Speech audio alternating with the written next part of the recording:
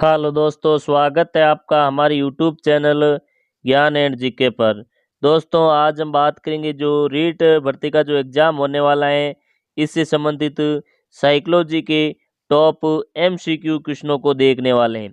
दोस्तों, अगर आपको ये वीडियो अच्छा लगे तो इस वीडियो को लाइक करें और चैनल को सब्सक्राइब कर कमेंट में जय हिंद जरूर लिखिए। देखिए दोस्तों, आज का पहला सवाल, विद्यार्थियों में सामाजिक विकास विकसित करने हेतु एक अध्यापक को चाहिए कि वे जाने। यानी अगर विद्यार्थियों में सामाजिक विकास विकसित करना है तो एक अध्यापक को क्या जानना चाहिए। तो एक अध्यापक को विद्यार्थियों के सभी पक्षों को जानना आवश्यक होता है।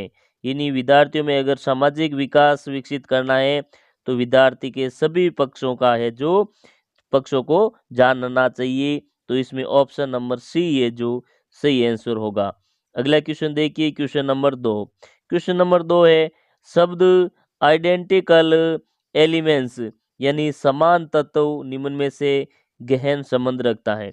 यानी जो समान तत्व है ये किससे गहन संबंध रखता है, तो ये रखता है अधिगम स्थानांतरण में।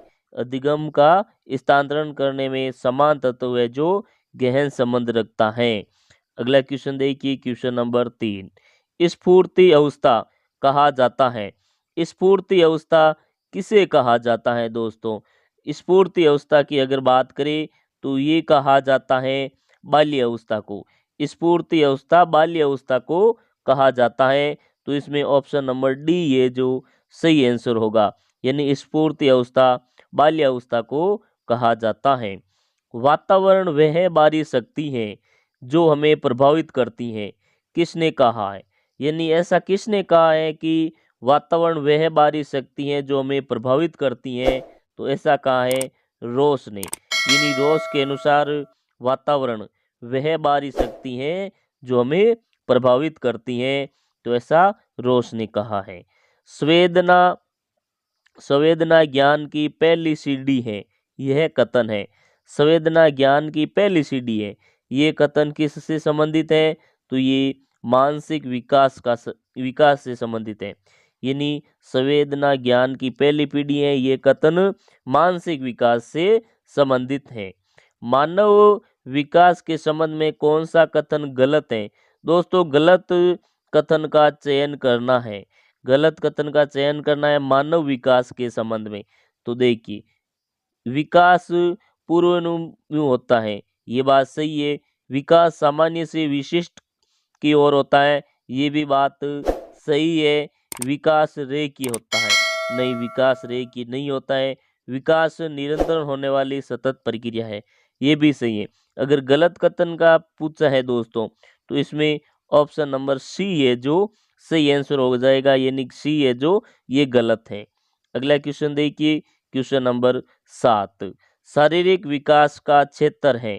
शारीरिक विकास का क्षेत्र है तो ये है स्नायु मंडल, मांसपेशियों में वृद्धि, एंडोक्राइन ग्लैंड्स। तो इसमें ऑप्शन नंबर डी ये जो सही आंसर होगा।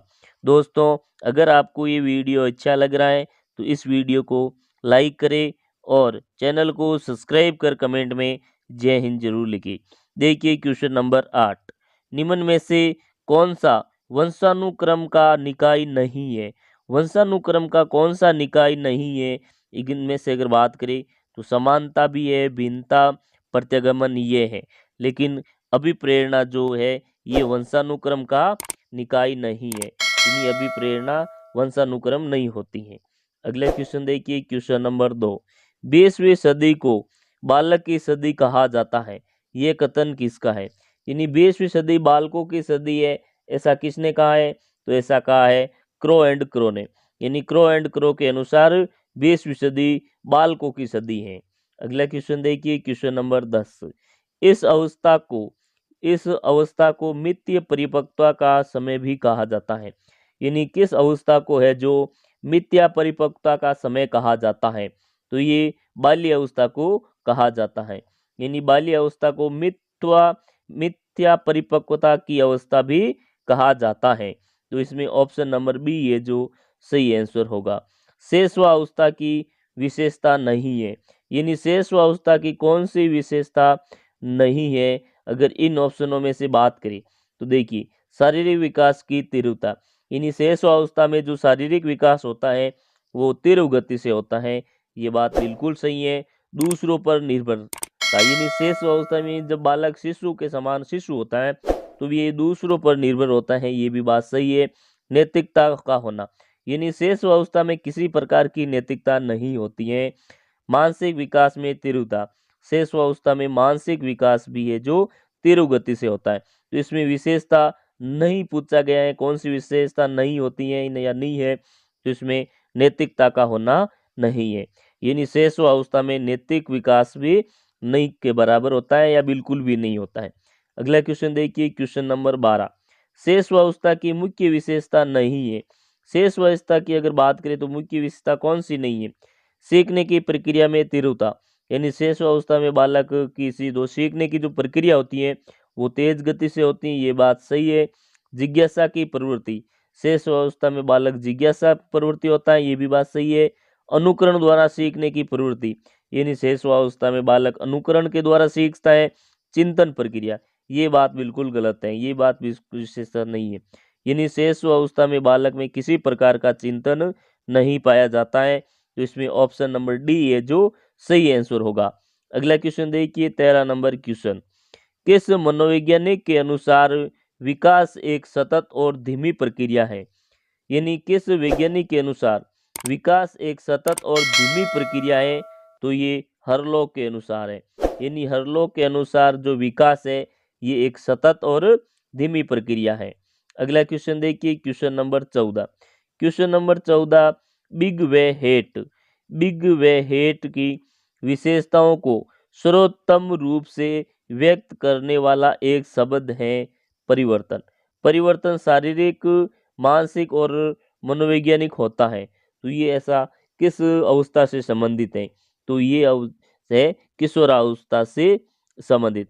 यानी किशोर बिग बेट के अनुसार, बिग वे हेट के अनुसार किशोरावस्था की विशेषताओं को सर्वोच्च रूप में अभिव्यक्त करने वाला एक शब्द है परिवर्तन, जिसमें परिवर्तन शारीरिक, सामाजिक और मनोवैज्ञानिक होता है। तो इसमें ऑप्शन नंबर सी है जो सही आंसर होगा। दोस्तों, अगर आपको ये वीडियो अच्छा लग रहा है तो इस वीडियो को लाइक करें और चैनल को सब्सक्राइब कर कमेंट में जय हिंद जरूर लिखिए। देखिए क्वेश्चन नंबर 15, मानव विकास कुछ विशेष सिद्धांतों पर आधारित है। यानी जो मानव विकास है ये कुछ सिद्धांतों पर आधारित है। निम्न में से कौन सा मानव विकास का सिद्धांत नहीं है? यानी कौन सा जो विकास है वो मानव विकास का सिद्धांत नहीं है? इनमें से देखिए निरंतरता, यानी जो निरंतरता का सिद्धांत है ये मानव विकास से संबंधित सिद्धांत है। यानी मानव का विकास है जो निरंतर होता रहता है। अनुक्रमिकता का सिद्धांत, ये भी मानव विकास से संबंधित है। सामान्य से विशिष्ट क्रिया की ओर, ये भी मानव विकास से संबंधित है। प्रवृत्ति, ये जो ऑप्शन नंबर डी है प्रतिवर्ती, ये मानव विकास के सिद्धांतों में से नहीं है, तो इसमें ऑप्शन नंबर डी है जो सही आंसर होगा। अगला क्वेश्चन देखिए, क्वेश्चन नंबर 16, एक शिक्षक को समाज में सम्मान मिलना चाहिए जब वह, यानी एक शिक्षक को समाज में सम्मान कब मिलना चाहिए? जब वह एक आदर्श जीवन जीता हो, निष्ठापूर्ण अपनी ड्यूटी करता हो, प्रभावकारी तरीके से पढ़ाने में सक्षम हो। तो इसमें ऑप्शन नंबर डी, यानी ये सभी जब एक शिक्षक में गुण होंगे तो वे समाज में सम्मान दिलाने का हकदार होगा। अगला क्वेश्चन देखिए, क्वेश्चन नंबर 17, निम्नलिखित में से किसे आप अधिगम की सबसे उचित परिभाषा मानेंगे?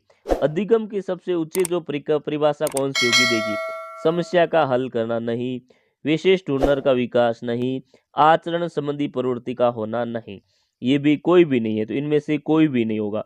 दोस्तों, अगर अधिगम की सही परिभाषा की बात करें तो वो होता है यानी निरंतर है जो प्रयास से सीखना या अनुभव और प्रशिक्षण के द्वारा व्यवहार में परिवर्तन, अनुभव और व्यवहार प्रशिक्षण के द्वारा जो व्यवहार में परिवर्तन होता है वो ही अधिगम कहलाता है। कोई व्यक्ति एक प्रभावकारी तरीके से एक हुनर कैसे सीख सकता है? यानी कोई व्यक्ति एक प्रभावकारी तरीके से एक हुनर कैसे सीख सकता है? तो वो खुद करके सीख सकता है। यानी जब एक व्यक्ति खुद अपने तरीके से करेगा तो वो हुनर को सीख सकेगा।